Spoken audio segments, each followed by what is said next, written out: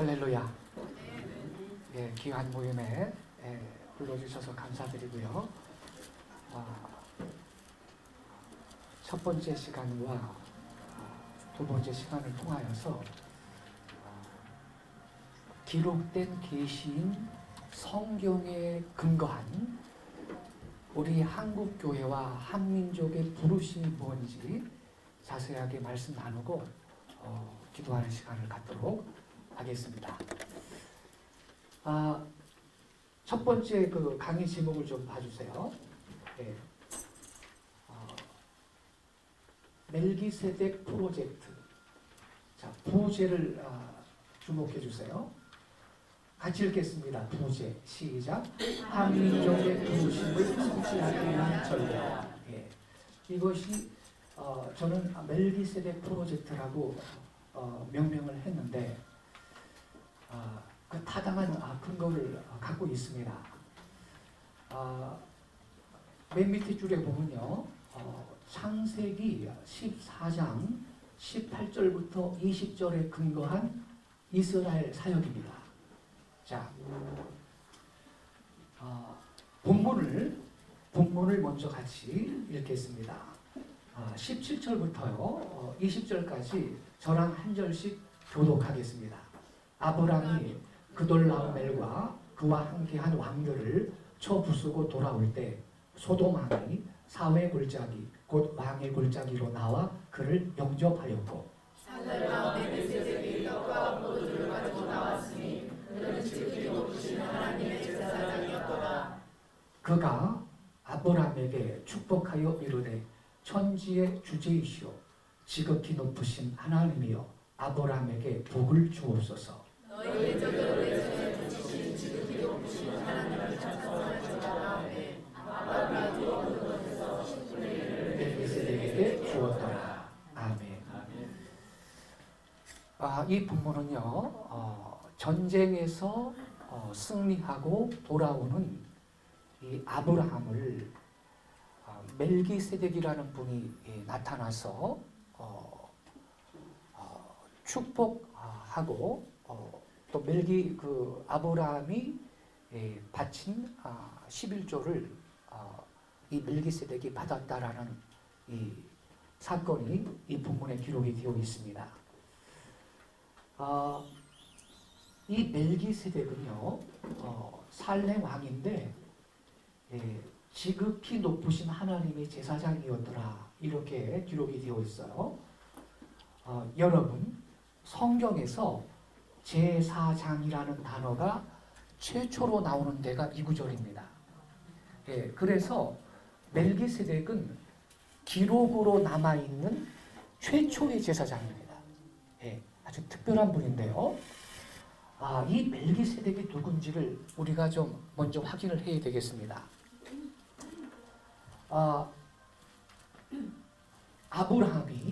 아브라함이 전리품 가운데에서 가장 좋은 것으로 10의 1을 바치죠. 오른쪽에 서 계신 분이 멜기세덱인데 11조를 아브라함으로부터 받고 아브라함한테 축복을 합니다. 아브라함은요, 이 멜기세덱의 직무를 알았다라는 거예요. 그러니까 11조를 바쳤죠.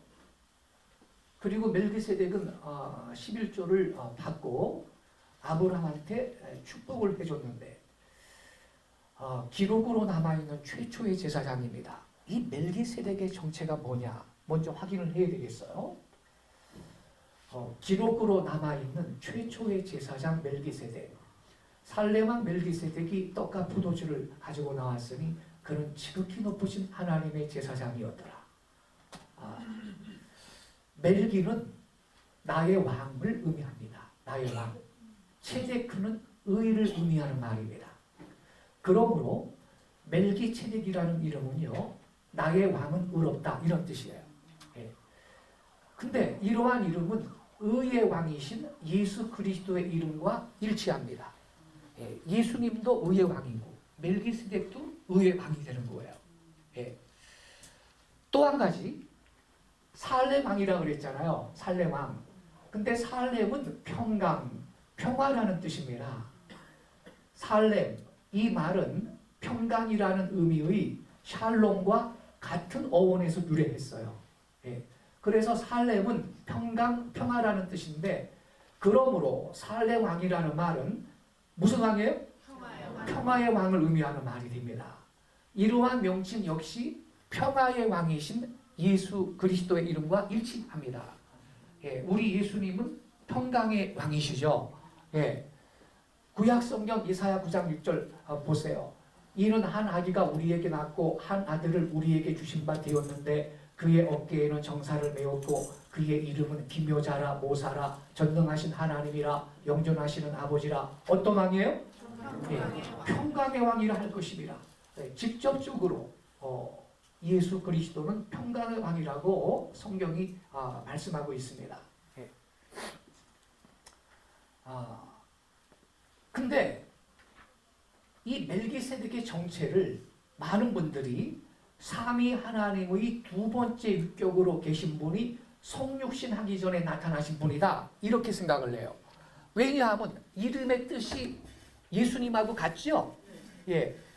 멜기세덱은 의의 왕인데 예수님도 의의 왕이고, 또 멜기세덱은 평강의 왕인데 예수님도 평강의 왕이잖아요. 이러다 보니까 많은 분들이 멜기세덱은 인간이 아니다. 이 구약시대에 이 아브라함을 축복하기 위해서 갑자기 등장했다가 사라지신 예수님이다. 이렇게 이해하는 분들이 적지 않게 있어요. 그런 설교 들어보셨죠? 근데 그게 아니에요. 왜 그렇게 생각하느냐? 히브리서 말씀 때문에 더 그렇게 생각하는데, 히브리서 7장 1절 이하를 보면요, 이 멜기세덱은 살렘 왕이요 지극히 높으신 하나님의 제사장이라. 여러 왕을 쳐서 죽이고 돌아오는 아브라함을 만나 복을 빈 자라. 아브라함이 모든 것의 10분의 1을 그에게 나누어 주니라. 그 이름을 해석하면 먼저는 의의 왕이요, 그 다음은 살렘 왕이니 평강의 왕이요. 더 중요한 거, 이 의의 왕, 평강의 왕, 예수님하고 이름의 뜻이 일치하잖아요. 이 3절 때문에 그런 거예요. 다 같이 읽겠습니다. 시작. 아버지도 없고 어머니도 없고 족보도 없고 시작한 날도 없고 생명의 끝도 없어. 여러분, 아니 부모가 없고 족보도 없고 이 시작한 날은 출생한 날을 말합니다. 생일, 생명의 끝도 없다라는 건 돌아가신 날을 말합니다. 이러한 인간이 어디에 있습니까, 여러분?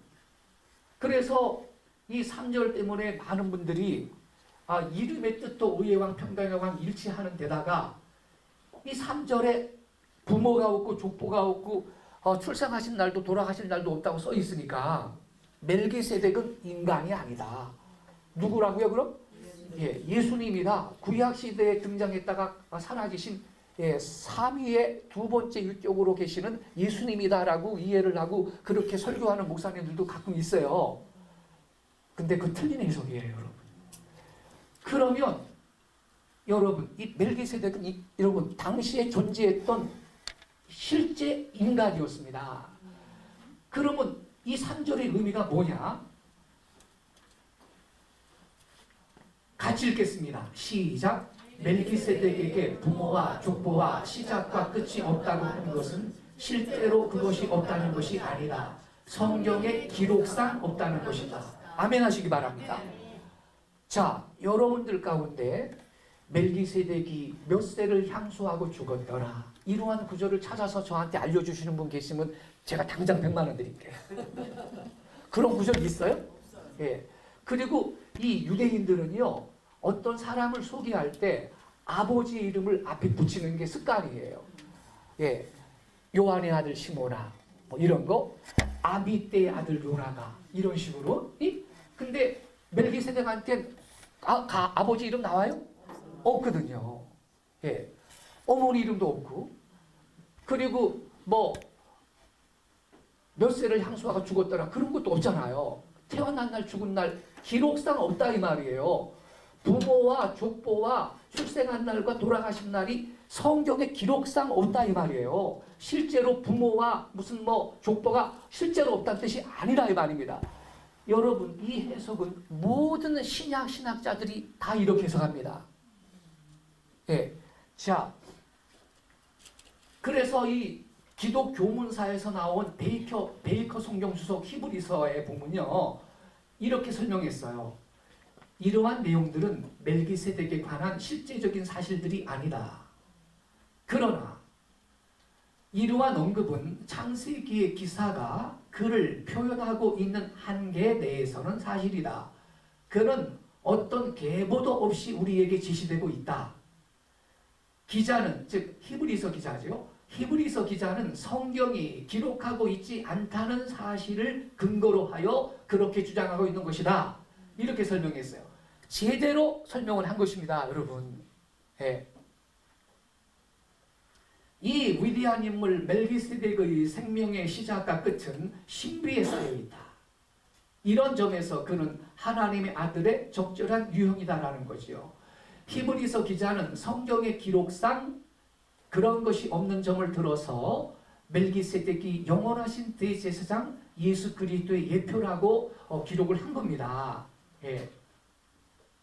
따라서 멜기세덱이 아비도 없고 어미도 없다는 말씀을 글자 그대로 취해서 그가 삼위 하나님의 두 번째 위격으로 계신 분이 성육신 하기 전에 나타나신 분이다라고 결론을 내려서는 안 되는 겁니다. 그렇게 설명하는 분은 성경을 바로 이해 못한 거예요. 예. 물론 구약시대에 여러분 구약시대에 현현하신 예수님이 종종 계세요. 예. 아브라함을 만나러 왔던 세 천사 중에 한 천사는 예수님으로 해석을 하거든요. 많은 분들이. 예. 그리고 다니엘서에 보면 다니엘을 풀무불에다 집어 던졌잖아요. 느부갓네살이 이렇게 쳐다보는데 내가 한 명을 던졌는데 몇 명이요? 예? 세 명을 던졌는데 네 명이 거기서 왔다 갔다 하고 있잖아요. 그 한 분이 누굴까요? 구약시대에 현현하신 예수님이라고 많은 분들이 해석을 합니다. 예. 그러나 이 멜기세덱을 그렇게 해석해서는 안 되는 거예요. 예. 왜 안 돼요? 예? 왜 안 돼요? 지금 설명했는데. 예. 그렇게 보는 건 예. 네. 그거 말고는 없죠. 네. 자, 그래서 벵겔이라는 저명한 주석학자도 이렇게 말을 했어요. 그는 분명히 당시 한 왕이었고 제사장이었고 정말 존재하는 인간이었다. 이렇게 설명하고 있어요. 그리고 우리가 잘 아는 종교개혁자 칼빈도 그의 창세기 주석에서 이렇게 설명을 했어요. 멜기세덱을 실제 존재했던 한 인간으로 해석을 했는데 많은 미신과 온갖 부패로 가득 찬 나라에서 하나님만을 순전하게 예비하는 사람을 찾는다는 것은 분명 흔한 일이 아니었다. 한편으로 소돔과 고모라가 가까이 있었고 다른 편으로는 가나안 사람들 가까이 있어 그는 온통 경건하지 않은 사람들에게 둘러싸여 있었다. 그래서 칼빈도 멜기세덱을 당시에 실제로 존재했던 한 사람, 하나의 인간으로서 그렇게 이해하고 해석을 했습니다. 예. 그리고 생명의 말씀사에서 나온 그 성경 난제 백과사전이라는 책이 있는데 여러분 아시다시피 글리스 나초는 현존하는 그 세계적인 그 구약신학계의 거목입니다. 예, 이분이 쓴 구약개론 같은 책을 충신대 신대원 같은 데서도 그 참고 교재로 이렇게 쓰기도 하는데 이렇게 설명을 했어요. 성경 자체의 자료들은 아브라함 시대에 예루살렘의 한 왕으로서 이 사람의 역사성을 명백하게 보여준다. 히브리서 7장 3절에 멜기세덱에 대한 묘사들 아비도 없고 어미도 없고 족보도 없고는 멜기세덱에는 부모나 조상이 없다는 말을 의미하고자 한 것일 수 없다. 이렇게 말하고 있잖아. 이것은 그가 아비를 가지지 않았다는 말이 아니다. 이렇게 설명하고 있어. 그리고 계속 이렇게 말해요. 왜냐하면 멜기세덱은 예수 그리스도의 모형인데 예수님에게는 이 세 가지 형용사 중에 어느 것도 글자 그대로 해당되지 않기 때문이다. 멜기세덱의 원형인 나사렛 예수도 성령을 그의 아버지로 가지고 있고 성령으로 잉태됐으니까. 그리고 육체적으로는 그의 어머니가 있죠. 어머니 마리아도 성령에 분명히 언급되어 있다. 예. 이렇게 볼 때 원형이신 예수님이 아비와 어미가 있거든요. 그 밑에 줄. 또한 그는 태어난 적이 없다는 말이 아니다. 왜냐하면 예수께서도 그의 인성에 있어서는 성탄절에 태어났기 때문이다. 이렇게 명확하게 설명하고 있어요. 예. 그러므로 도리어 이 구절은 단순히 창세기 14장에 그런 항목의 정보들이 기록상 포함되어 있지 않다는 것과 또한 그런 항목들이 빠진 것은 그의 원형인 메시아의 신성과 불멸성을 강조하려는 고의적인 것이었음을 의미할 뿐이다. 정확하게 설명하고 있는 거예요. 예. 히브리서 기자는 사람들의 기원에 초점을 맞춘 책인 창세기에 멜기세덱이 등장했고 그것도 그의 족보를 추적할 수 없다는 사실에 주목한 것뿐이라는 거예요. 예. 멜기세덱이 이처럼 독특한 방식으로 구원 역사에 등장하기 때문에 히브리서 기자가 그를 하나님의 아들처럼 이라고 제시한 것은 적절했다. 멜기세덱은 그의 특이한 모습으로 인해서 영원한 제사장에게 어울리는 사람이었습니다. 그러니까 여러분 멜기세덱은 예수 그리스도의 모형이지 타입, 모형이지 예수님 자체는 아니었다라는 것입니다. 예. 멜기세덱은 아브라함이 가나안에 정착하기 전에 이미 예루살렘을 다스렸던 전설적인 왕이자 제사장이었다. 그의 통치는 온전한 공평과 정의의 다스림이었습니다. 예. 그래서 그는 정의의 왕이며 또 평강의 왕이죠. 멜기세덱이 통치한 장소는 정의와 평강으로 복을 받았다. 멜기세덱은 그가 다스리는 지역에 정의와 평강을 가져왔습니다. 훌륭한 왕이죠. 예. 이 멜기세덱이라는 이름은 문자적으로 의의 왕이라는 뜻이다. 멜기세덱은 일찍이 등장했던 앞지하는 왕들과는 달리 의의 왕이었다. 멜기세덱의 두 번째 명칭은 평강의 왕이다. 이는 멜기세덱이 통치하였던 도시 또는 지역의 이름에서 유래하는데요. 그 도시는 궁극적으로 평강의 도시 또는 평강의 지초라는 의미를 지닌 예루살렘이라는 명칭을 이제 나중에 얻게 되는 거예요. 그래서 원래 이 살렘이 바로 이제 나중에 예루살렘으로 이 명칭이 바뀌는 거죠. 예. 예루살렘의 원 이름이 살렘인 것입니다. 예. 이중직임을 가진 멜기세덱. 더욱이 멜기세덱은 유대인들의 제사 제도에서는 용납되지 않는 왕과 제사장이라는 이중의 직무를 지니고 있었어요. 하나님의 아들 메시아 예수도 왕이시며 제사장이십니다. 예, 요 세 줄 중요하니까 같이 읽겠습니다. 시작. 그리하여 예수 그리스도는 아론 계열의 대제사장이 아니라 멜기세덱의 서유를 따른 대제사장이시다는 겁니다. 할렐루야. 여러분, 이 유대인들의 제사 제도에서 말이죠. 제사장은 어느 지파만 하나요? 네 지파만 하는 거예요. 다른 지파가 할 수 없어요. 그죠? 근데 여러분, 우리 예수님은 유다 지파입니까? 레위 지파입니까? 근데 어떻게 예수님이 제사장이 될 수 있습니까? 이것을 유대인한테 설명할 수 있겠습니까? 타당하게? 내 말 이해됩니까? 유대인한테 예수님은 제사장입니다라고 설명할 때 만약에 자매님이 유대인이라고 쳐요? 이해가 됩니까? 안 되는 거예요. 유대인의 그 전통과 말씀과 관습에 의해서는 제사장은 어느 지파의 사람만 되는 겁니까? 네 지파만 되는 건데 예수님은 유다 지파예요. 그러면 유대인한테 예수님은 유다 지파지만 유다 지파라서 왕이시면서 동시에 제사장입니다. 이거를 설명하려면 뭘 끌고 나와야 돼요? 멜기세덱. 할렐루야. 이게 그래서 얼마나 중요한 계시인지 몰라요. 그래서 예수님은 이 아론 계열의 대제사장이 아니라 멜기세덱의 서유를 따른 대제사장이신 것입니다. 그러니까 멜기세덱이 존재하지 않았다면요 유대인한테 설명할 길이 없는 거예요. 유대인이 예수님은 유다 지파인데 그분이 어떻게 우리의 대제사장이 됩니까? 이렇게 물어볼 때 타당한 설명할 근거가 없는 거예요. 멜기세덱이 있음으로 설명이 가능한 거예요. 그래서 멜기세덱의 서유를 따른 대제사장이신데 이것도 성경에 미리 써 있어요. 히브리서 5장 8절을 보세요. 그가 아들이시면서도 받으신 고난으로 순종함을 배워서 온전하게 되셨은즉 자기에게 순종하는 모든 자에게 영원한 구원의 근원이 되시고 10절 같이 읽겠습니다. 하나님께 멜기세덱의 반차를 따른 대제사장이라 칭하심을 받으셨느니라. 자, 누구한테 멜기세덱의 반차를 따른 대제사장이라고 칭하심을 받으셨어요? 예수님이. 하나님께. 언제? 구약시대에 시편 110편 4절에 이미 여러분 다윗의 입을 의탁하셔서 하나님 말씀하셨어요. 다 같이 읽겠습니다. 시작. 여호와는 맹세하고 변하지 아니하시니라. 이르시기를 너는 멜기세덱의 서열을 따라 영원한 제사장이라 하셨도다. 할렐루야. 이미 구약시대에 여러분 시편 110편 4절에 하나님께서 미리 말씀하셨어요.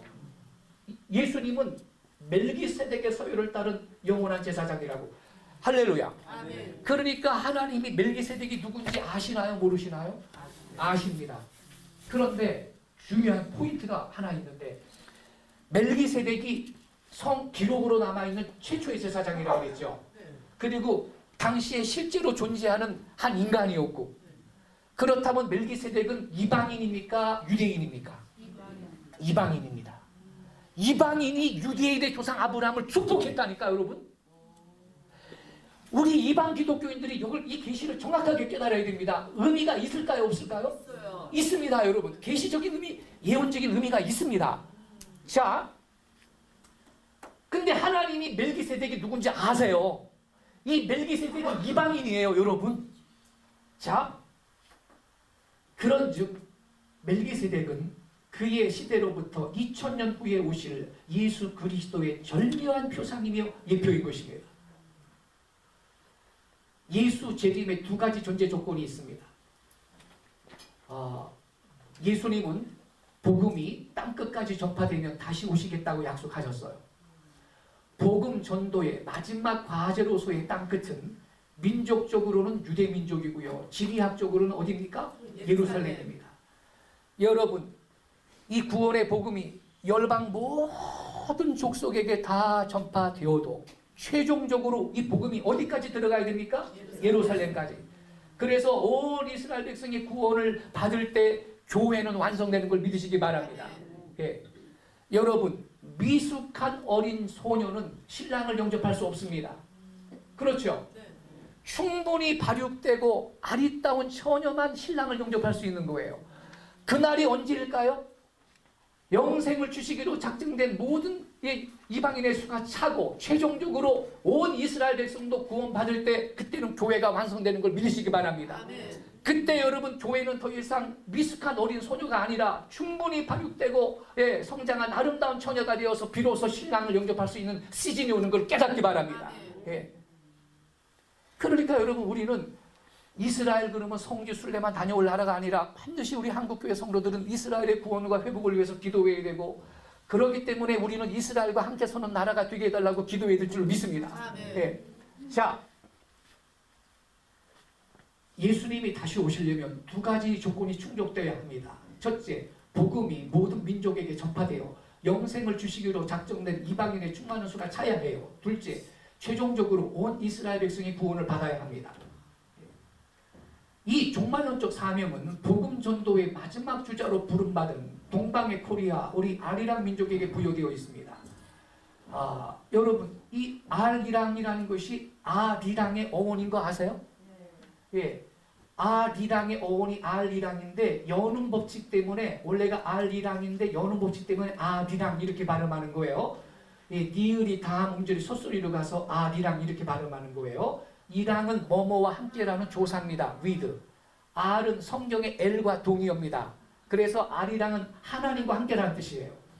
예, 우리 민족은 민족사를 시작할 때부터 R이랑 하나님과 함께라는 율시신앙을 갖고 민족사를 시작한 지구상의 하나의 중대한 백성이고요.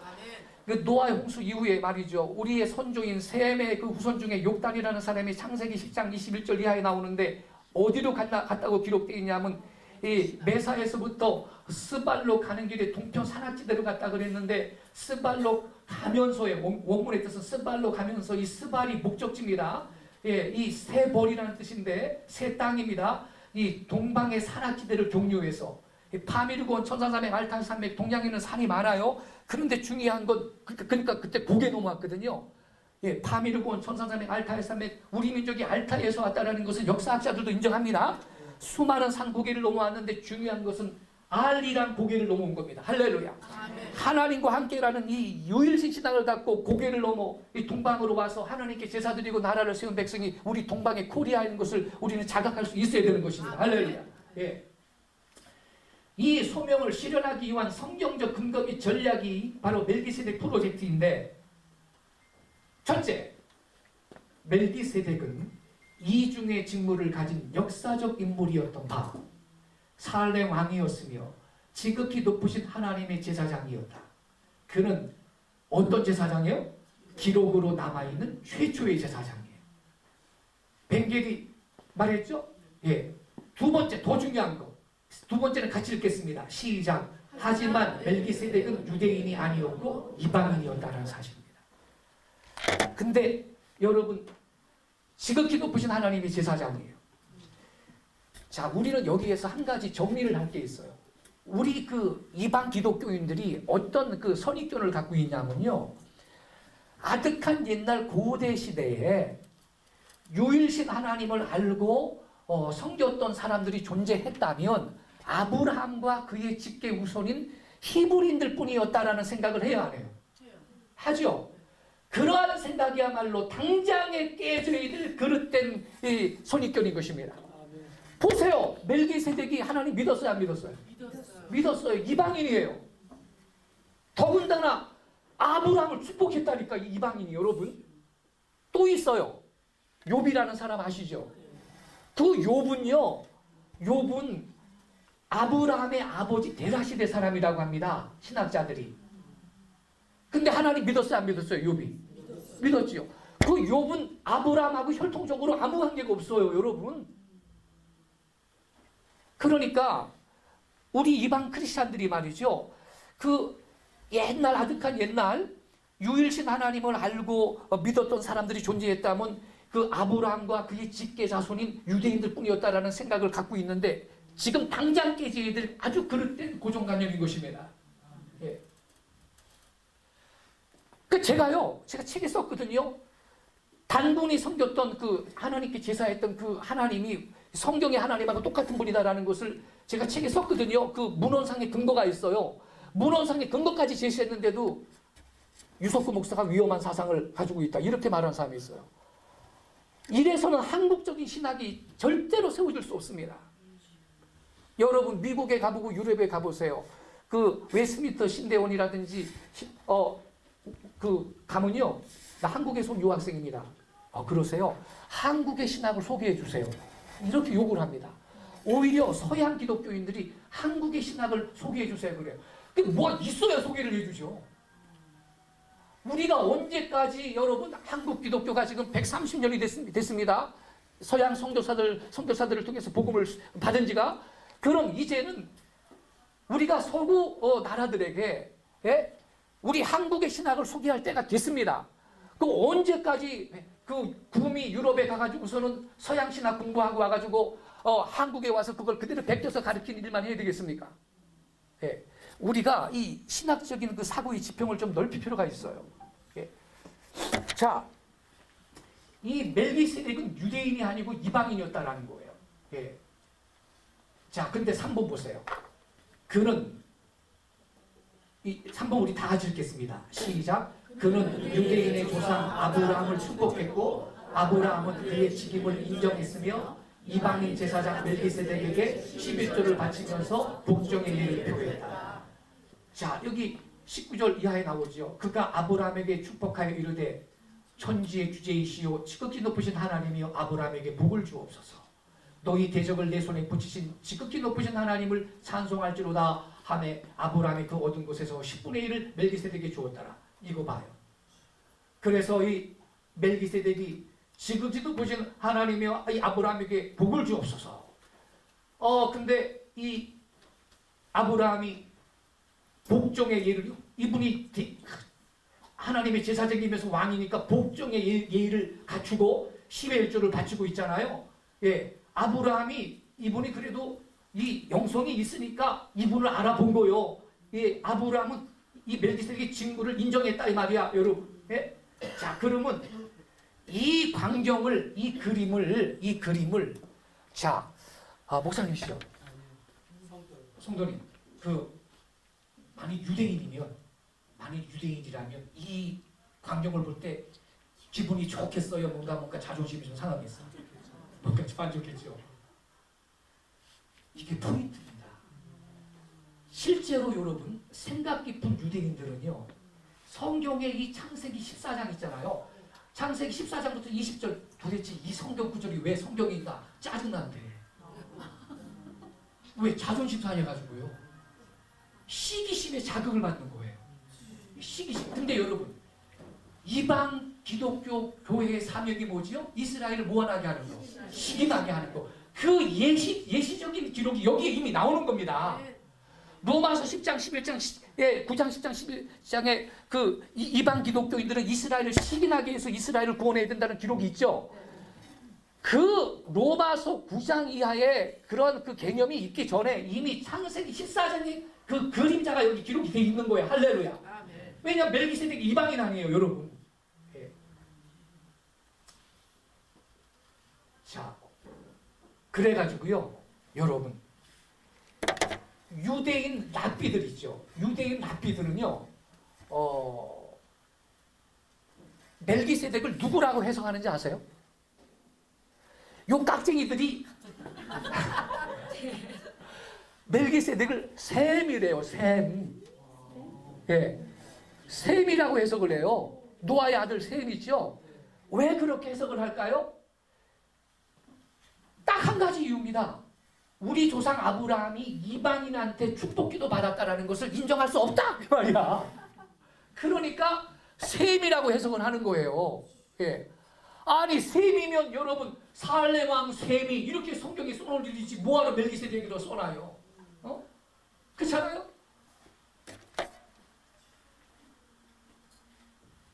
더 중요한 거, 아브라함이 만난 영적 멘토 멜기세덱. 멜기세덱은 아브라함의 영적 멘토예요.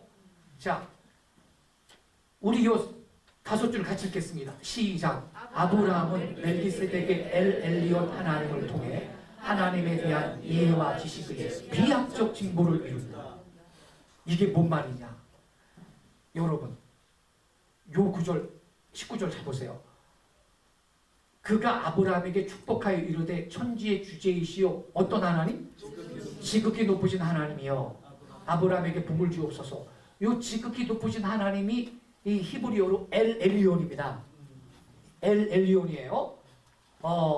그러면 여러분 아브라함이 지금 아브라함이 멜기세덱한테 축복기도 받고 있잖아요. 축복을 하는데 지극히 높으신 하나님이 아브라함에게 복을 주옵소서. 그럴 때 아브라함이 축복을 받으면서 아멘 그랬을 거 아닙니까? 그러면 지극히 높으신 하나님 엘리온이거든요. 이 말을 아브라함이 들었어요? 안 들었어요?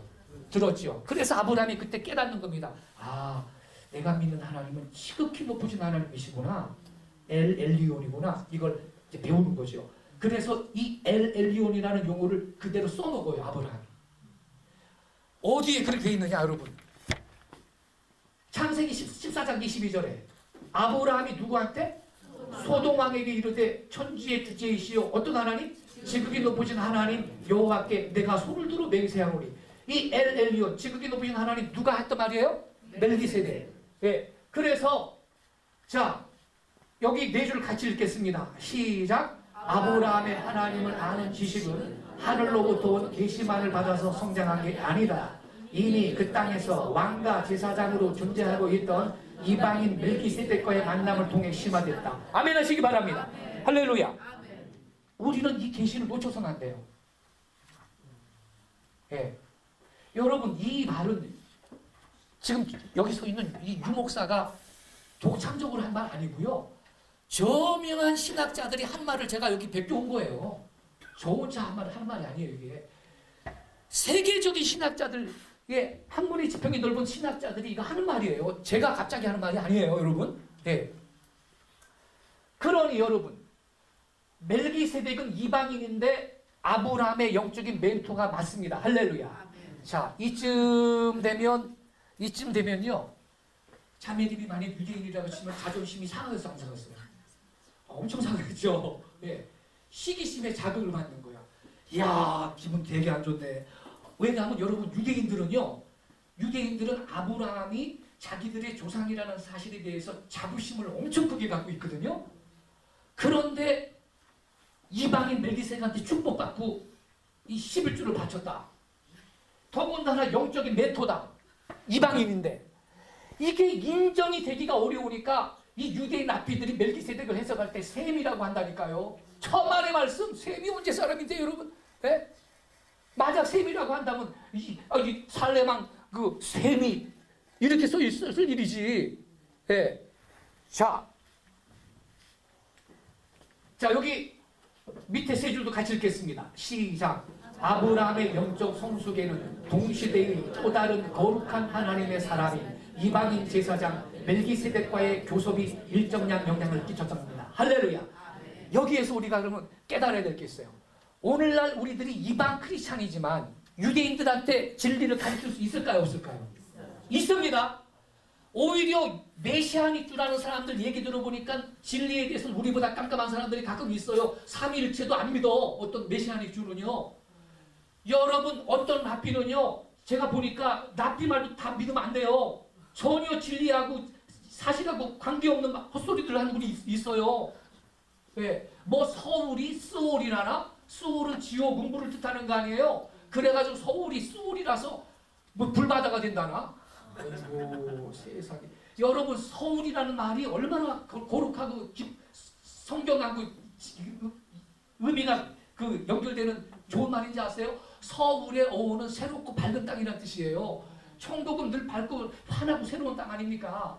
예. 아니 발음 비슷하다고 수월하고 서울하고는 발음도 완전히 달라요. 예. 제가 그래서 제 사이트에 올려놨어요. 예. 그런 그 잘못된 그 납비의 유대인 납비의 그 강의에 속지 말아라.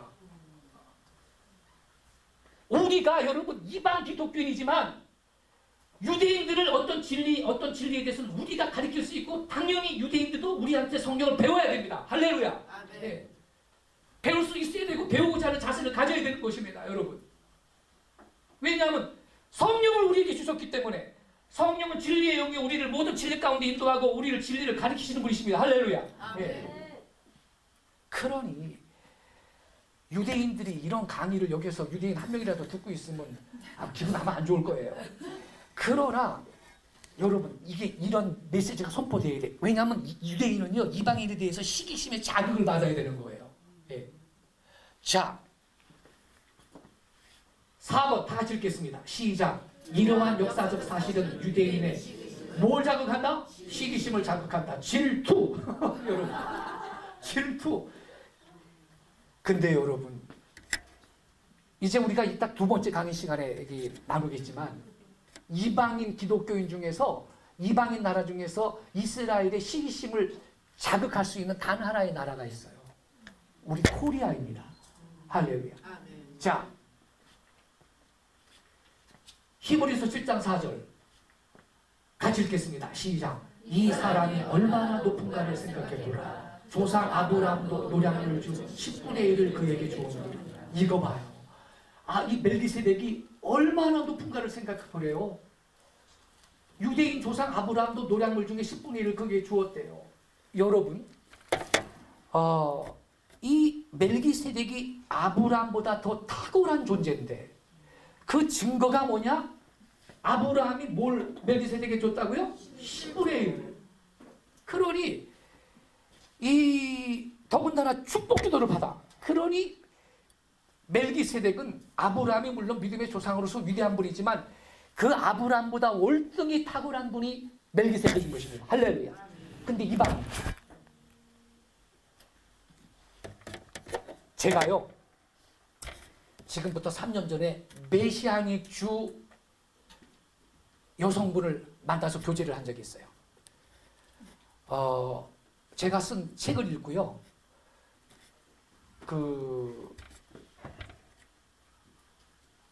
고용원 형제님이 열방부흥축제라는 거 했잖아요. 열방부흥축제 영국 웨일즈에서 늘 하다가 3년 전에는 강화도에 어떤 기도 빌려서 했거든요. 제가 잠깐 들렸는데 전 세계 각국에서 찬양팀이 다 와가지고 돌아가면서 찬양을 하더라고요. 그때 가보신 분 있어요? 그리고 이제 기도하고 말씀을 나누고 오후에는 잠깐 강화도 투어하고 돌아오고 이런 식으로 운영을 하던데 그 열방 부흥 축제라고 웨일즈에서 그 몇 년 동안 지속적으로 했던 거 기억나세요? 들어보셨죠? 근데 그때 이제 이 유대인 찬양팀이 왔어. 유대인 찬양팀이 메시아니주 찬양팀이죠. 예.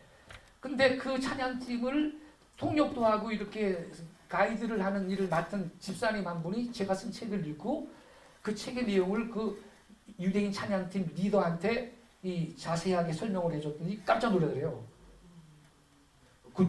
유 성근 목사님을 좀 만나게 해주세요. 그래서 부탁을 해가지고 저한테 전화가 왔어요. 그래서 만났죠, 제가. 만나서 이제 교제를 하는데 이 얘기를 제가 그 메시아의 주한테 설명을 자세하게 했습니다. 자세하게 했어요. 제가 뭐라 그랬냐면 메시아 예수님이 우리 구세주 예수님이 육체적으로는 유대인이 맞고 그 사실에 대해서 너희 유대인 메시아의 주들은 자부심을 가져도 좋고 우리는 그 사실에 대해서 감사하고 유대인한테 우리는 참 경의를 표하고 감사하는 마음이 있습니다. 네, 그렇게 고백을 했어요. 그러니까 기분이 좋을까 나쁠까요? 당연히 좋죠. 근데 그 다음 말이 중요해요. 그러나 우리의 그 구세주 예수님은 성경에 우리의 또한 중보자요 제사장으로 대제사장으로 되어 있는데 성경에 보니까 그 예수님은 레위 아론 계열이 아니라 이 멜기세덱의 서유를 따른 대제사장으로 써 있는데 멜기세덱이 이방인이었다 너. 네 그랬거든. 할렐루야. 이 사람 깜짝 놀라는 거야. 얼굴이 상기가 돼가지고서는요.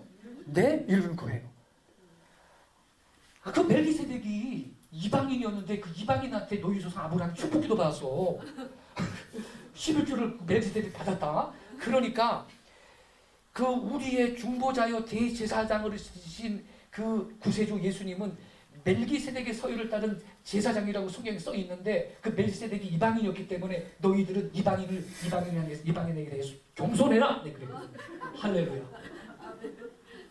이분이 얼마나 놀랬겠어요. 아니, 이런 메시지를 누구한테 들어봤겠습니까? 평생. 이방인들에 대해서 너희들은 겸손해야 된다. 네, 그랬거든. 그러니까 내가 그럴 줄 알았어. 뭐라고 나한테 묻는 줄 아세요? 그렇죠. 멜기세덱은 구약시대에 나타난 예수님 아닌가요? 그런 해석이 있던데요. 이러는 거야. 내가 그럴 줄 알았지. 그래서 내가 또 자세히 설명했어. 그거 아니라고. 잘못된 해석이라고. 그러니까 이분이요. 그 히브리어 그 언어학 박사예요. 이분이. 인솔에서 오신 분은. 예. 미국에 계시는 메시아나주인데 내 미국 가서 성경 연구 많이 해가지고 다시 와서 만나러 오겠대. 할렐루야. 예. 그러니까 여러분. 이 멜기세덱의 정체가 누군지 있다. 여러분 확인하면 놀랄 겁니다. 여러분 우리 한국인하고 관계가 있거든. 자, 또 히브리서 7장 6절 보세요. 레위 족보에 들지 아니한 멜기세덱은 당연히 이방인이니까 레위 족보에 들지 않지, 그죠? 레위 족보가 아니고 여러분 우리 민족이 성경상의 욕단의 후손인데 욕단의 족보에 드는 사람이에요. 이 멜기세덱이. 이제 좀 이따 내가 공개를 할게요, 여러분. 레위 족보에 들지 아니한 멜기세덱은 아브라함에게서 10분의 1을 취하고 약속을 받은 그를 위하여 복을 빌었다니. 7절을 다 같이 읽겠습니다. 논란의 여지 없이 낮은 자가 높은 자에게서 축복을 받으리라. 할렐루야. 여기 봐. 낮은 자가 높은 자에게서 축복을 받는데 그러니까 여러분 아브라함보다 멜기세덱이 더 높아요, 낮아요? 훨씬 높은 분이시지. 할렐루야. 예. 근데 이방인이요. 족보상 우리랑 또 관련이 있어. 할렐루야. 이야, 자 보세요. 이제 이 멜기세덱은요 아브라함보다 월등히 높은 분이요. 레위 지파보다 높고, 예? 모든 백성보다 더 높은 분이에요, 이분이. 예. 5번 이스라엘을 시기나게 하여 그들로 하여금 예수 그리스도 안에서 하나님 앞으로 돌아오도록 하는 것이 어디 교회 사명이에요? 이방인 교회 사명이에요. 로마서 11장 13절 14절 같이 읽겠습니다. 시작. 내가 이방인인 너희에게 말하노라. 내가 이방인의 사도인 만큼 내 직분을 영광스럽게 여기노니 이는 혹 내 고륙을 아무쪼록 시기하게 하여 그들 중에서 얼마를 구원하려 함이라. 할렐루야. 여러분 사도 바울이 이방인인 너희에게 말한다. 왜? 이방인의 사도인 것을 사도인 만큼 바울이 자기 직분을 영광스럽게 여긴대요. 그 이유가 뭐예요? 예, 내 고륙을 아무쪼록 시기나게 해서 그들 중에 얼마를 구원하려고. 그러니까 이방 기독교의 사명은 이스라엘을 뭐나게 해야 되는 거예요? 시기나게 하는 거예요. 사도 바울이 이 진리를 알고 자기가 이방인의 사도가 된 것에 대해서 영광스럽게 여겼다는 거예요. 예. 자, 근데 지난 2000년 교회사를 한번 돌아보세요. 이방 기독교 국가들이 이스라엘을 시기나게 한 적 있나요? 없어요. 시기나게 하기는커녕 오히려 이 유대인들의 분노만 격발을 시켰어요. 왜? 죽였어요. 이방 기독교 국가들이. 시기는 좋은 것에 대해서는 아는 거거든요. 근데 너희 유대인들은 성자 예수를 죽인 하나님의 적이다. 딱지를 붙여가지고 세상에 무수히 유대인들을 학살을 했는데, 예컨대 여러분 십자군 전쟁 때는요, 야, 성지 예루살렘이 이교도 회교도들한테 점령당했단다. 탈환하러 가자. 그래가지고 십자군 전쟁이 일어나는데 말이죠. 예? 그때 교황이 뭐라 그랬는지 알아요? 우리가 전문 원방에까지 가가지고서는 성지를 탈환하기 위해서 그렇게 원정을 가야 되는데, 우리 지역에 사는 유대인 놈들은 더 나쁜 놈들이 아니겠느냐? 예수를 죽인 놈들이 아니더냐? 저놈부터 다 죽이고 가라. 그러면은 연옥에서의 체류기간이 단축된대. 천주교는 연옥이 있잖아요. 이 세상에서 공덕을 많이 쌓으면 연옥에서 체류기간이 줄어든다는 거거든요. 예? 그래가지고 이 십자군들이 말이죠, 유대인 거주지역인 게토를 갖다가 습격을 해가지고서는요, 학살을 하고, 예, 무수히 여성들을 강간을 하고, 그래서 아이를 낳았는데 누구 애인지 알 수가 없어, 그때는. 그래서 그때부터 유대인들은 가계법을 바꾼 거예요. 엄마가 유대인이면 유대인으로 모계법을 따르게 된 거예요. 예. 그래 여러분, 유대인들이요, 학교에서 수학 시간에 덧셈 뺄셈할 때 더하기 표시가 십자가잖아요. 이것도 덧셈 표시를 십자가로 안 해요. 이 사람들은 기독교 생각난다고, 시간 떨린다고 차라리 T자로 써요, 덧셈 부호를. 그러니 여러분, 서구 기독교 국가들은요, 이스라엘을 시기나게 해야 된다라는 이 사명을 버린 지 오래되었고, 그들은 교회를 잃어버렸습니다. 고생이 서양 기독교인들이 예루살렘 가서 암만 전도해봤자 한계가 있을 겁니다. 안 됩니다, 여러분. 그 사명은 마지막 때에 우리 코리아를 통해서 하나님이 이루실 것이네요. 네. 그런데 제가 안타까운 건요, 뭐 예루살렘에서 어떤 단체에서 서양 단체에서 뭐 이스라엘 행사한다 그러면 우리 한국 목사님들과 성도들 맨날 거기 가서 줄 서는 거야. 언제까지 그래야 됩니까? 6번 같이 읽겠습니다. 시작. 멜기세덱은 그러한 이방인 교회의 사명을 감당할 한 이방 제사장 나라의 모형이며 예표이다. 할렐루야. 그 나라가 코리아거든. 이제 이따 두 번째 시간에 요 가로 안에 있는 구조를 자세하게 공부하면 깨닫게 될 거예요, 여러분. 예? 자, 이사야 65장 1절 2절을 같이 읽겠습니다. 시작. 나는 나를 구하지 아니하던 자에게 물음을 받았으며 나를 찾지 아니하던 자에게 찾아냄이 되었으며 내 이름을 부르지 아니하던 나라에 내가 여기 있노라, 내가 여기 있노라 하였노라. 내가 종일 손을 펴서 자기 생각을 따라 옳지 않은 길을 걸어가는 패역한 백성들을 불렀나니. 여러분, 요 이사야 65장 1절 2절 중요한 계시예요. 하나님이 말씀하시기를 나는 나를 구하지 아니하던 자에게 물음을 받았대.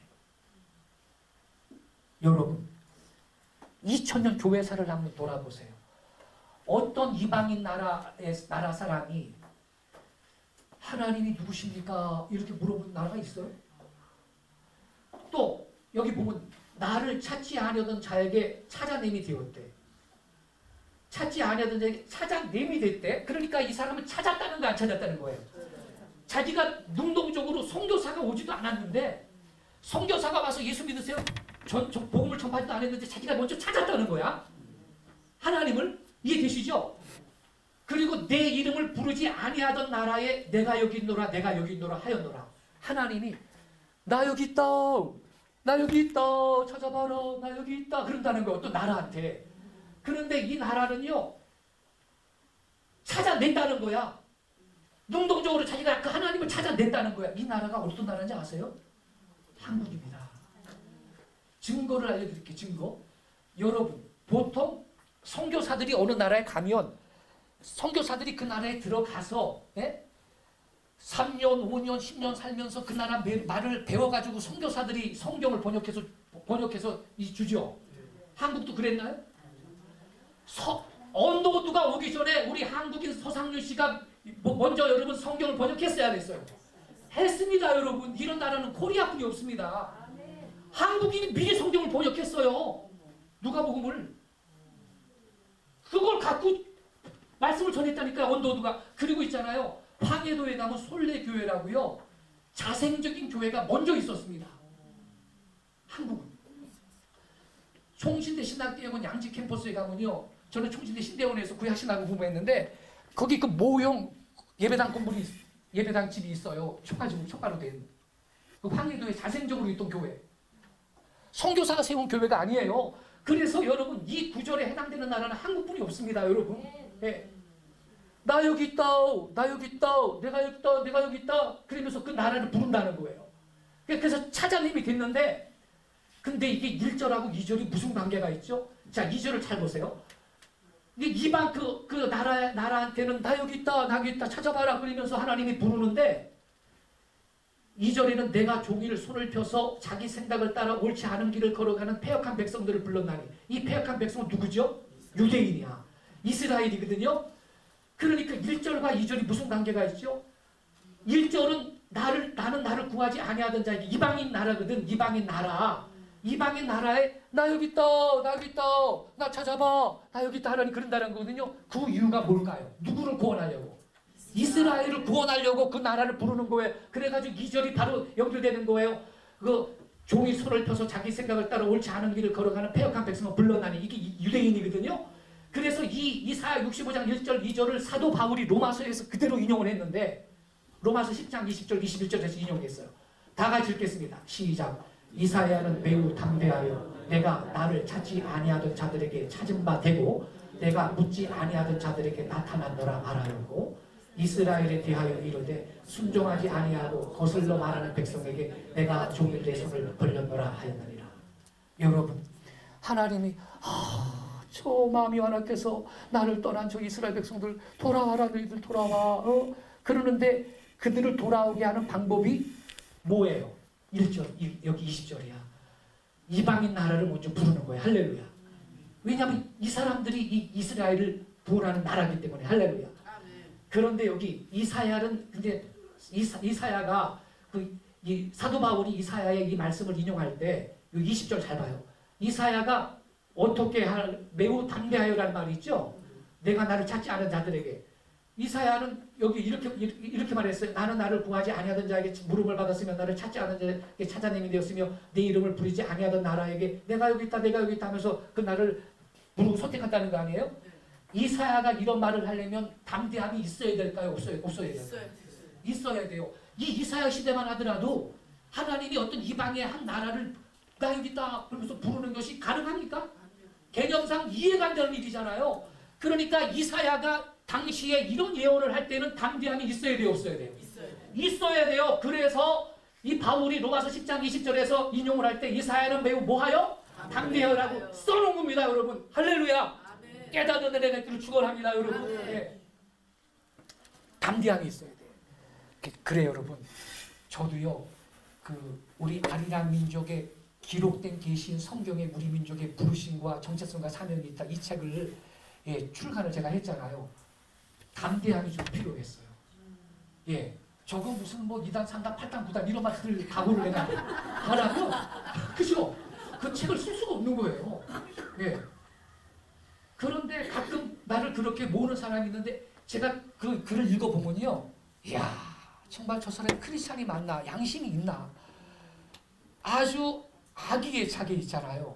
조작을 해가지고 기사를 올려놨어요, 인터넷에. 제가 봐도 그 기사를 읽으면 유석근이라는 사람은 아주 위험한 사람이라 이런 생각이 들 정도로 참 어이가 없어요. 네.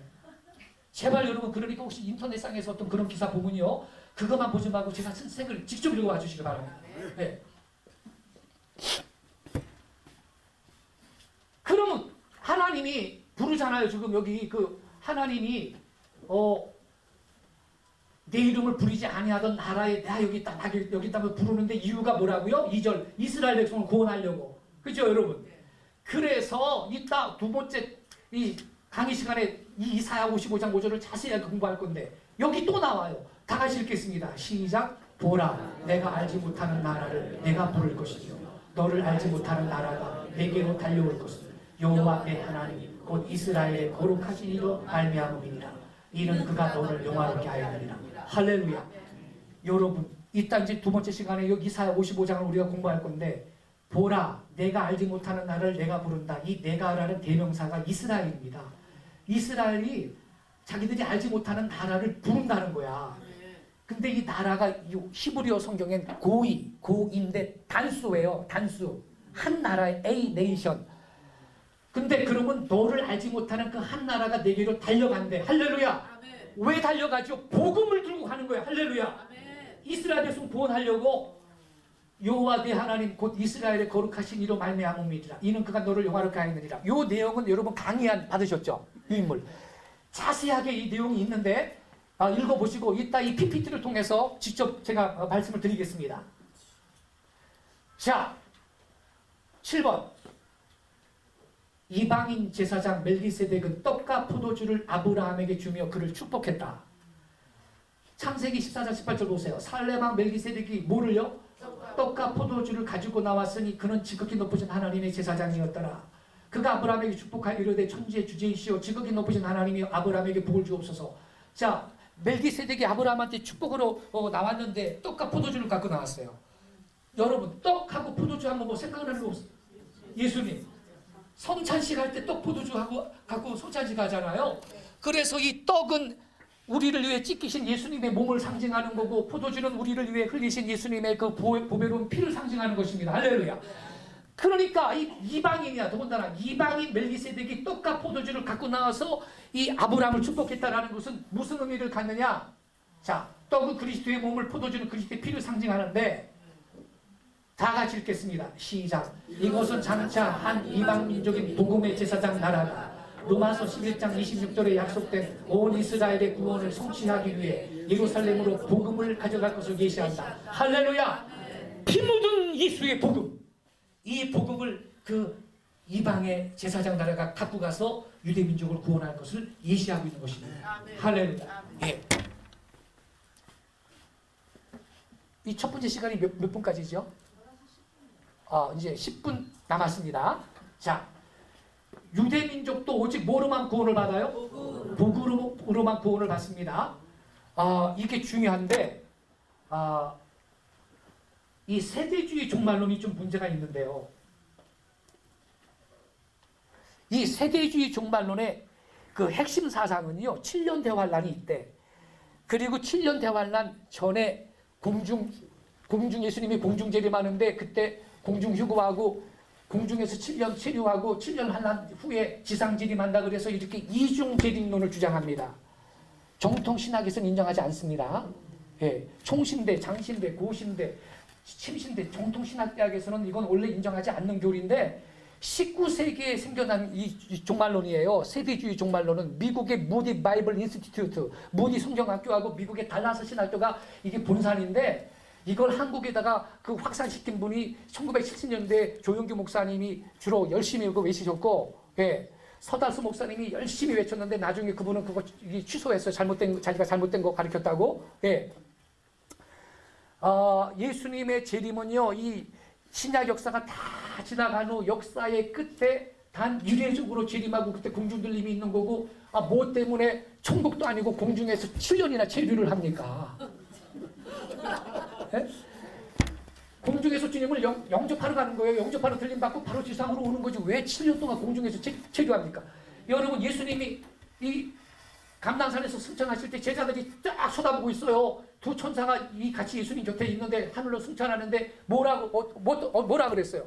하늘로 올리오신 이 예수는 하늘로 가심을 본 그대로 오십니다. 그럼 예수님이 하늘로 올라가실 때 공중에서 7년 치료하셨다가 천당 가셨나? 여러분 정신 차리세요. 우리가 저 신학을 한쪽만 봐서는 안 되는 겁니다. 예. 그런데 세대주의 종말론은요, 이 7년 대환란이 있대. 그리고 적그리스도는 그것도 후 3년만 딱 3년만 동안 활동한대. 요새는 또 베리치비 짐승의 표래. 아무튼요, 짐승의 정체가 뭔지를 모르니까 별 이야기가 다 나오는데, 자, 여러분, 그래가지고 뭐라 그러냐면, 예수님이 공중에 재림을 할 때, 세대주의 종말론에서는요, 유대인들이 그 공중 재림하는 예수님을 쳐다보고, 그때 즉각적으로 회심이 일어난대. 이런 말 들어봤어요? 이게 세대주의 종말론이 하는 말이거든요. 천만의 말씀. 여러분, 예수님이 재림할 때는 더 이상 구원의 때가 아니고, 여러분, 구원의 시대가 종결되는 때인 걸 깨닫기 바랍니다. 지금이 은혜의 때요, 지금이 구원의 날이지, 예수님이 재림할 때는 이제 구원의 문이 닫히는 시간인 것입니다. 예. 근데 공중 재림하는 예수님을 보고 유대인들이 즉각적으로 회심이 일어나고 그때 구원받는데, 여러분, 그렇게 반물리적으로 구원받는 게 아니에요. 성경의 구원은 그런 식으로 구원받는 게 아니고, 유대인이든 이방인이든 복음으로만 구원받는 걸 깨닫기 바랍니다. 이 복음을 믿어야 되는 거예요. 그래서 당연히 누군가 가서 유대인한테도 복음을 전해야 되는 것입니다. 자, 보세요. 예수를 그들의 메시아로 믿는 믿음을 통하지 아니하고는 이스라엘이 구원될 만한 다른 방법은 있을 수 없다. 그러므로 이스라엘의 회심을 위해서 그들에게도 복음을 전할 전도자들이 꼭 필요하다. 왜냐하면 믿음은 들음에서 나며 들음은 그리스도의 말씀으로 말미암기 때문이다. 이것은 유대인이나 이방인이나 차별이 없는 구원의 가정입니다. 예, 성경의 근거를 제가 보여드릴게요. 로마서 10장 11장 12절 11절 12절 성경에 이르되 누구든지 저를 믿는 자는 부끄러움을 당하지 아니하리라 하니, 유대인은 빼고 헬라인만요? 유대인이나 헬라인이나 차별이 없다, 이렇게 써있어요. 예. 또 로마서 1장 16절에도 내가 복음을 부끄러워하지 아니하노니 이 복음은 모든 믿는 자에게 구원을 주시는 하나님의 능력이 됨이라. 유대인은 빼고 헬라인만요? 먼저 유대인, 이렇게 써있어요, 여러분. 그러니까 유대인도 복음을 믿어야 돼. 아멘이십니까? 이 복음은 모든 믿는 자에게. 그래서 복음을 전하러 가야 됩니다. 할렐루야. 예루살렘까지. 예. 그리하여 바울은 유대인도 구원을 받으려면 반드시 그들에게도 복음 전도자가 보냄을 받아야 한다고 기록했어요. 어디에? 로마서 10장 14절 15절에 그런즉 저희가 믿지 아니하는 이를 어찌 보리요, 듣지도 못한 이를 어찌 믿으리요, 전파하는 자가 없이 들으리요. 이 저희가라는 것은 여러분 요 앞절 아까 읽었잖아. 유대인입니다. 먼저는 유대인. 전파하는 자가 없이 어찌 들으리요, 보내심을 받지 아니하였으면 어찌 전파하리요. 기록된 말은 답도다 좋은 소식을 전하는 자들의 발효함과 같으니라. 할렐루야. 그러니까 유대인한테도 여러분 복음을 전하러 가야 된다는 거예요. 예. 그러므로 온 이스라엘이 구원을 받으리라는 로마서 11장 26절의 약속은 장차 그리스도인들의 복음 전도에 의해 소지될 것을 깨닫기 바랍니다. 예. 이에 관해서 이 조지 네드 교수는요, 미국의 플로신학교회의 그 교회 플로신학교회 그 세계적인 신학신학자입니다. 아래와 같이 설명했어요. 그 신학신학이라는 책에서 로마서 11장 말씀에 관한 한 이스라엘의 구원은 이스라엘을 교회로 인도할 거대한 무슨 운동? 이거 봐요. 거대한 전도운동을 통하여 일어나게 될 거다. 우리가 이 일을 해야 될 줄로 믿습니다. 앞으로 한국의 성도들이 예루살렘까지 가서. 예. 그러나 바울은 유대인들을 복음화시킬 이방인 신자들에 대해서는 침묵하고 있다, 이렇게 말하고 있어요. 예. 지금이 은혜의 때요 구원의 날입니다. 유대인의 회심은 이 은혜의 시대가 종결된 이후에 오는 어떤 특별한 국가적 민족적 구원의 형식을 띠는 게 아닙니다. 성경은 하나의 공통된 구원에 대해서만 말하고 바로 이 하나의 구원이 모든 인종과 지역으로 확장되는 거예요. 유대인의 구원도요 그들의 짝이 되게 된 이방인들과 동일한 조건 하에서 이루어지는 것입니다. 예. 로마서 11장 26절에 약속된 온 이스라엘의 구원은 이방인들의 전도운동을 통해 실현될 것을 믿으시기 바랍니다. 예. 그런데 이 영상을 보고 첫 번째 타임을 마칠게요. 유대민족의 대추수를 위해 한국 사람을 쓰리라. 신디 제이콥스가 예언을 했는데 동영상 혹시 담당자 지난번에 그 생각나시죠? 대적의 문을 취하라. USB 대적의 문을 취하라. 준비하고 계세요. 2006년도니까 10년 전입니다.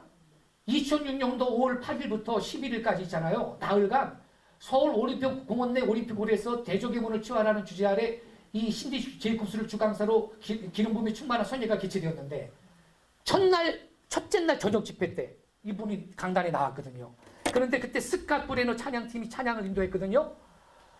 그런데 그 스캇 브레너 찬양팀이 찬양을 인도했는데 마지막 곡은요 조용한 찬양으로 인도하다가 나중에는 건반만 조용하게 음악을 깔아줬어요.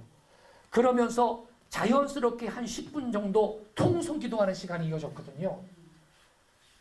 신디 제휴 교수가 나와가지고 아까 그 통성 기도하는 시간에 미국에서 본 게 아니고요. 아까 그 통성 기도하는 시간에 환상을 봤는데 하나님이 유대 민족의 대추수를 위해서 한국 사람을 쓴다라는 환상을 봤다고 예언을 했어요. 이제 준비되셨나요?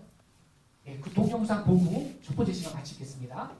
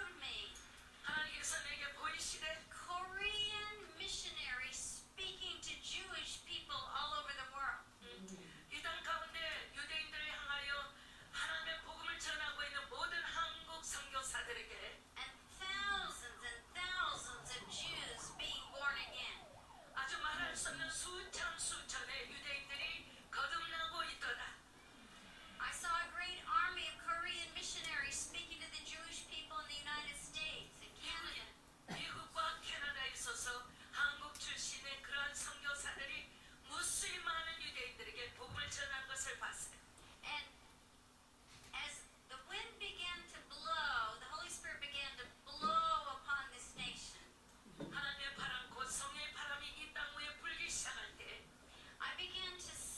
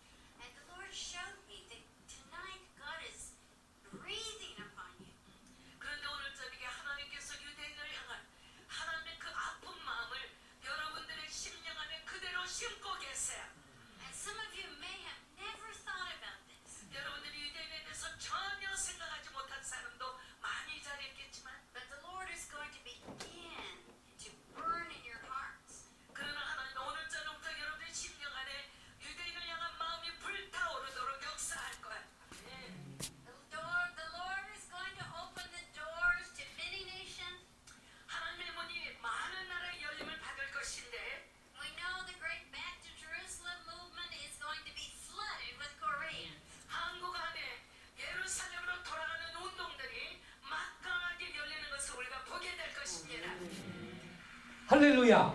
우리 박수로 주님 앞에 우리 영광을 올려드리겠습니다. 아멘. 이야, 여러분, 제가 이때 맨 앞자리에 있었거든요. 근데 저는 기록된 계신 성경의 근거에서 유대 민족의 대추수를 위해서 하나님의 한국 백성을 쓴다라는 것을 성경의 근거에서 책을 썼거든요. 그것도 1990년도에 쓴 거예요.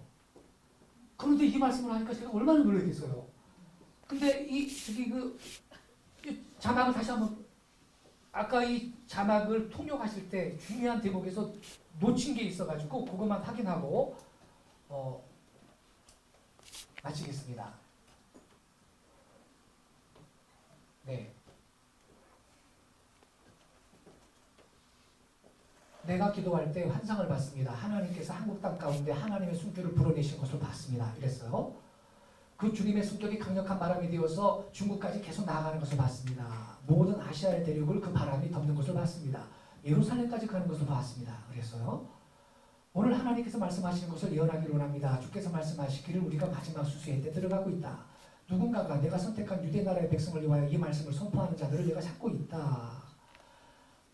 여기 세 줄 같이 읽겠습니다. 시작. 내가 한국 사람들을 기름 부어줄 것이고 유대 민족의 대추수를 위하여 내가 한국 사람을 쓸 것이다. 할렐루야. 예. 하나님께서 내게 보여주셨습니다. 한국 선교사들이 all over the world, 전 세계에 있는 유대인들에게 복음을 전하는 것을 보여주셨습니다. 아까 요게 통역이 정확하게 안 됐어요. 예. 그리고 수천 수만의 유대인들이 거듭났습니다. 아주 큰 한국 선교사들의 군대가 미국과 캐나다에서 유대인들에게 복음을 전하는 것을 봤습니다. 이것도 중요해요. 왜냐하면 이스라엘 본토의 유대인들 다음에 유대인이 가장 많이 사는 지역이 미국, 캐나다, 북미거든요. 예. 하나님의 바람, 성령의 바람이 이 나라에 불기 시작할 때 그 바람이 무엇으로 구성되어 있는지 보기 시작했어요. 그 바람에 있는 것은 모두 사람들이었어요. 어디 선교사들? 한국 선교사들이었습니다. 그러니까 막 사람들이 5,500명이었는데 박수 치고 할렐루야 그러고 굉장했어요.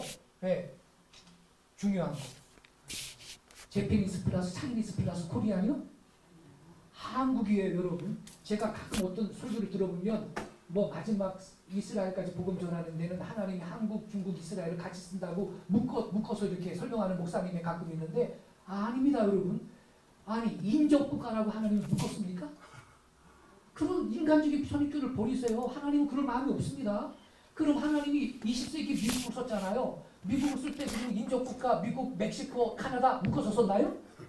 그럼 하나님이 19세기 영국을 썼는데 영국 쓸 때는 영국, 독일, 프랑스 묶어서 썼습니까?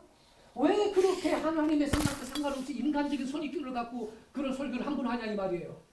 물론 중국도 일본도 선교할 수 있어요. 그러나 마지막 때 예루살렘까지 복음을 가져가서 하나님의 인류 구원사를 완수시킬 그러한 사명을 가진 백성은 코리아라는 걸 깨닫기 바랍니다, 여러분.